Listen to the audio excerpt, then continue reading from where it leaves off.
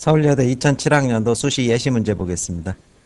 역시 문항 1번에서는 도표를 출제를 했고 2번에서 언어서술을 출제를 했습니다. 그런데 이 도표보다는 언어 쪽이 난이도가 훨씬 높습니다. 이 삶의 가치관을 추출하고 구체적인 예시를 들으라 이렇게 요구를 했습니다. 그리고 이때 이후부터 서울여대는 답안 분량이 사라졌습니다.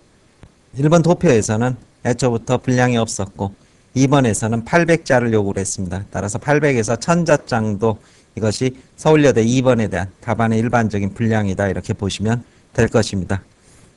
문제 1번 보겠습니다. 문제 1번에서는 가다를 종합적으로 분석하여 출산 저하의 원인과 영향을 서술하라 이렇게 되어 있고 이 영향 부분에서 좀 더 서술의 범위를 확대해야 될 것입니다. 그리고 이를 토대로 해서 대책에 대해서 견해를 밝히시오 이렇게 요구를 하고 있습니다. 일단 도표 가를 보면 두 가지 사회 현상을 엿볼 수 있습니다.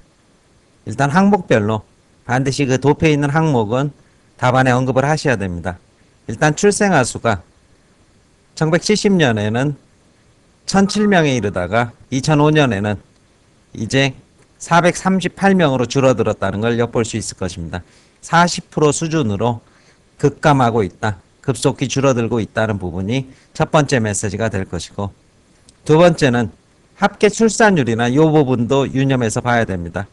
합계 출산율을 보면은 4.53명에서 1.08명으로 줄었습니다.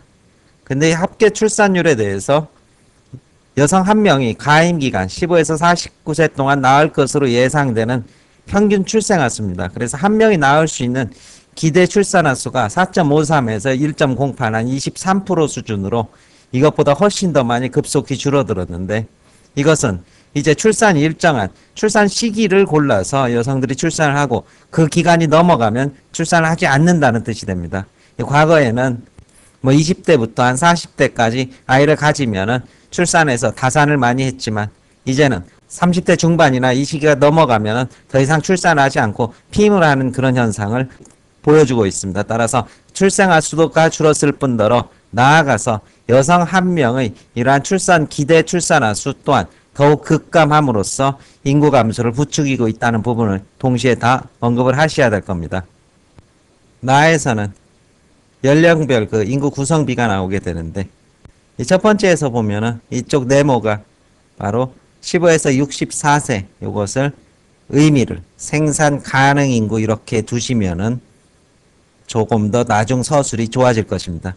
그 다음에 이쪽 점선 부분은 유아가 될 것이고 그 다음에 이쪽 삼각형은 바로 노인 인구가 됩니다. 따라서 노인 인구가 늘어나는 현상은 고령화 현상 이렇게 볼 것이고 두 번째는 생산 가능 인구가 줄어드는 그 부분을 또 언급을 해줘야 됩니다. 출생아가 작아지는 건 이미 언급이 됐지만 생산 가능 인구가 적어지면서 우리나라에 어떻게 국가 경쟁력이나 산업에 있어서의 생산성이 뭐할 것이다 저하될 것이다가 분명히 답안에 포함되기를 아마 요구를 했을 것입니다. 왜냐하면 이 인구의 분포 15에서 64세라는 것은 곧바로 한 나라의 생산성 지표와 직결되는 그러한 수치이기 때문입니다. 따라서 여기에서는 첫 번째 고령화, 두 번째 사회적 생산성, 경제적, 경쟁력 저하의 문제 이 두 가지가 분명히 도출이 돼야 됩니다. 그 다음에 도표가 나와 있죠. 이 복합 답변이 가능한 그런 설문조사 결과에서 가장 높은 1순위를 차지하는 것은 경제 위기로 취업과 직장이 불안할 것이다. 그 다음에 자기 발전을 우선한다. 이렇게 두 가지가 나와 있습니다. 이에 비해서 고른 지지를 받는 부분도 분명히 주목을 해야 됩니다. 바로 이 빨간색 부분이고 1순위, 2순위, 3순위가 고루 분포가 되어 있습니다. 따라서 이것은 파란색이라는 이 부분은 개인적인 그러한 차원의 생각과 그 자신의 신념이라면 이 빨간색의 부분은 우리 사회의 뭐에서 구조에서 비롯되는 문제이다. 이 부분 서술이 역시 다에도 들어있어야 됩니다. 따라서 개인적으로는 취업과 직장의 불안 그리고 자기 발전이란 개인적 심리를 가진 사람이 많지만 그것이 전반위로 이렇게 분포해 있지는 않습니다. 이에 비해서 양육비와 교육비라는 부분은 누구나 공감하는 이런 사회적 차원의 문제가 된다. 이 부분이 어떻게 도표 다에서 반드시 들어있어야 되는 것입니다. 이제 문제에 따른 답변 방향 보겠습니다. 일단 출산율 저하의 원인에 대해서는 이런 개인적 생각이나 가치체계의 이런 변화가 엿보이게 되고, 그 다음 두 번째는 이런 사회 구조의 문제에서 보는 출산에 따른 이러한 부담과 이로 인해서 치료해야 될 양육의 문제, 그 다음에 교육의 문제라는 사회 공동체적 인식, 이 두 가지가 언급이 돼야 될 것이고, 이것이 사회에 미치는 영향은 일단 고령화 현상, 그 다음에 여기서 멈추면 안 됩니다. 바로 우리 경제에 있어서 생산성이 어떻게 저하될 수 있는 경쟁력의 저하, 이 두 가지가 맞물려서 경제에 미치는 영향이 심각해질 수 있다는 이 두 가지 서술이 전반부에 있어야 될 것이고, 앞으로 이 대책은 당연히 어떻게 나와야 되겠습니까? 바로 여기에서 출발해서 서술이 돼야 될 것입니다. 따라서 개인의 가치체계에 대한 이런 의식이 변화도 있어야 될 것이고, 이 부분은 좀 더 자유서술입니다. 그 다음 당연히 여기서 지적되고 있는 사회 구조의 변화를 위해서는 바로 제도의 개혁이 선행되어야 할 것입니다. 그래서 양육이, 과도한 양육이나 이런 부담, 그리고 그 과정에서 특히 교육의 문제에 대해서 좀 더 평등한 교육을 받을 수 있는 기회의 확대가 필요하게 될 것이다. 개인의 가치의식도 변화해야 되지만 제도의 문제도 변해야 된다. 이렇게 두 축의 서술이 있어야 되고, 더불어서 이 고령화에 따라서 경제 부분에 있어서 약화되는 부분은 그럼 어떻게 할 것이냐. 이것은 출산율을 높이는 방법도 있지만 출산율을 높이는 방법 못지않게 또 다른 대안의 가능성을 마련해 갈 수 있을 것이고, 이것은 바로 고령 인구를 어떻게 산업사회로 다시 편입시키는 이런 고령 인구의 활용 방안이 있을 것이고, 그리고 현재 있어서 산업 구조 자체를 어떻게 인력이 아니라 기술에 의존하는 그런 고도화 전략도 필요할 것이고, 세 번째는 지금 많이 쓰고 있는 외국인 노동자 이런 부분들에 대해서 우리 산업 현장에서 적극적으로 수용함으로써 산업의 경쟁력을 유지시키는 방안이 필요하다. 이 부분에 대한 다각적 서술이 간단한 도표 같지만은 도표의 메시지를 토대로 해서 빨간 부분의 문제점, 그리고 파란색 이에 대한 대책의 서술, 이러한 식의 서술이 전개될 때 높은 평가를 받을 수 있을 것입니다. 2번 보겠습니다. 문제 2번에서는 제시문의 나와 옥항은 삶과 세계에 관한 관점이 다르다. 이게 결정적인 힌트가 됩니다. 두 관점이 어떻게 다른지 예를 들어 설명하시오에서 땡입니다. 여기서 무엇을 택할래가 아니라 각각은 어떻게 순기능과 뭐를 역기능을 가지고 있다. 이것을 사례를 토대로 설명하라. 이런 정도에서 답안이 멈추면 될 것입니다. 그런데 제시문을 보면 이 나라는 사람은 원리나 원칙, 신념, 몸을 바쳐 인을 이루어라는 가르침, 이런 신념에 따라서 살려고 하는데 나와 달리 세상은 그렇지 않다는 겁니다. 그래서 뭐를 기준에 두고, 나를 기준에 두고 이 세상을 어떻게 고치고 개혁하고 변혁하려는 인물, 이렇게 파악을 할 수 있을 것입니다. 고달픈 사람이죠. 이에 비해서 옥황은 그렇지 않습니다.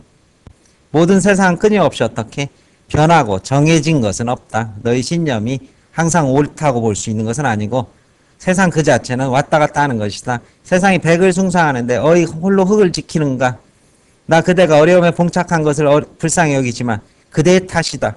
위험을 떠나 편안하려면 어찌 그대의 길을 돌리지 않는가. 이렇게 말하면서 이 옥황은 나와 세상이 대비적 구조일 때 이 세상의 틀 속에서 자신을 이렇게 맞추어 나가는 그런 삶의 모습이 될 것입니다. 이 가까이 것들은 이미 가치관이기 때문에 뭐 옳다 그르다 이런 식으로 말할 수 있는 게 아니라 하나의 삶의 방식으로서 우리가 이해를 할 수 있을 것이고, 나름의 또 순기능과 역기능을 동시에 가지고 있는 삶의 자세와 태도의 문제로 볼 수 있을 것입니다. 서술 방향 보겠습니다. 따라서 나는 자신의 가치관을 기준으로 세계를 변혁하고 이를 이끌어가려는 그러한 의지적이고 초월적인 삶을 살아가는 그런 인물이라면, 옥황은 이 세계 속에서 자신의 가치관을 맞추고 수정하면서 거기에 함께 순응해서 살아가는 순응적인 그러한 삶의 태도, 어차피 가치관이라는 것도 절대적인 것은 아니고 끊임없이 변하는 세상 속에서 들어가서 그 속에서 함께 모여서 살면서 실질적이고 이런 구체적인 삶의 모습을 통해서 잘못된 거가 있으면 그 안에서 서서히 고쳐가라. 이런 인물이고, 나에서는 잘못됐으면 그것을 반드시 고치기 전까지는 나에게 평온이 없다는 이런 현실의 아주 근본적인 변혁을 외치는 사람입니다. 따라서 잘못된 세상을 근본적으로 송두리째 변혁시킬 수 있는 힘과 에너지와 하나의 원칙과 신념의 세계관을 가지고 있다고 친다면은 나에서는 현실에 맞춰서 살면서 잘못된 부분을 단계적으로 수정해 나갈 수 있는 그러한 유동적이고 탄력적이고 유연한 그러한 삶의 자세와 연결이 될 것입니다. 그런데 이 삶은, 이 나와 같은 삶은 현실과 이렇게 유리된 관념적이고 지나친 의지적 삶, 이것은 고통과 시련이라는 이런 것을 반드시 수반할 수밖에 없습니다. 거대한 세상을 나홀로 고쳐간다는 것이 결코 만만한 일은 아니기 때문에 고통과 아픔을 수반한다면 복항의 삶의 태도는 세상을 근본적으로는 결국 변화시키지 못한 채 조금 더 심하면 기회주의적 태도, 그때그때 맞춰 사는 기회주의적 태도로 변질될 수 있는 가능성을 가지고 있습니다. 이것은 잘못된 세상을 근본적으로 변혁시키는 이러한 힘으로서의 동력은 또 부족하게 된 그런 삶의 가치관이 될 것입니다. 문제에서는 이 구체적인 예를 들어라 이렇게 요구를 하고 있는데, 역사적 인물에서 예를 본다면 매월당 김시습을 한번 예로 들을 수 있을 것입니다. 이 김시습은 여러분이 잘 알고 있는 금오신화 아시죠? 주로 이제 귀신 이야기가 담겨져 있는데, 이 사람은 사실 아주 불우한 삶을 살았습니다. 왜? 생육신 중에 한 사람입니다. 세조가 어린 임금인 누구? 단종을 몰아내고 왕위에 오르자 그 더러운 세상과 타협하지 않고, 그렇죠? 그 뒤로부터는 벼슬을 하지 않고 세상과 완전히 동떨어져서 살아온 인물입니다. 그래서 이 사람의 문학작품을 보면 잘못된 세상에 대한 고뇌와 번민, 그렇죠? 평생 벼슬도 안 했으니까 먹고 사는 것도 아주 힘겨웠을 것입니다. 이러한 세상에 대한 고뇌와 번민이 많았기에 금오신화가 필연적으로 귀신 이야기를 담을 수밖에 없었던 겁니다. 현실에 대해서 관심이 없고 잘못된 세상, 그래 난 더 이상 너희들과 상종하지 않는다는 이런 그 자세 때문에 귀신 이야기가 됐던 겁니다. 하지만 이런 김시습과 같은 삶의 자세가 바로 선비가 살아야 될 의리의 세계, 그리고 자신이 지켜야 될 신념의 세계와 가치를 분명히 반영하고 있다는 점에서는 나름의 가치를 갖는다는 것도 부인할 수 없을 것입니다. 이에 비해서 세조가 어린 단종을 몰아낸 후 현실 정치에 참여했던 신숙주 같은 인물은 당대 그리고 지금도 변절자 그리고 지조를 훼손한 자, 현실의 야합한 자라는 또 비판을 받지만 그 또한 나름의 현실의 정치 속에 참여해서 정치의 한 축을 만들었다는 부분에 대해서는 우리가 부인할 수 없을 것입니다.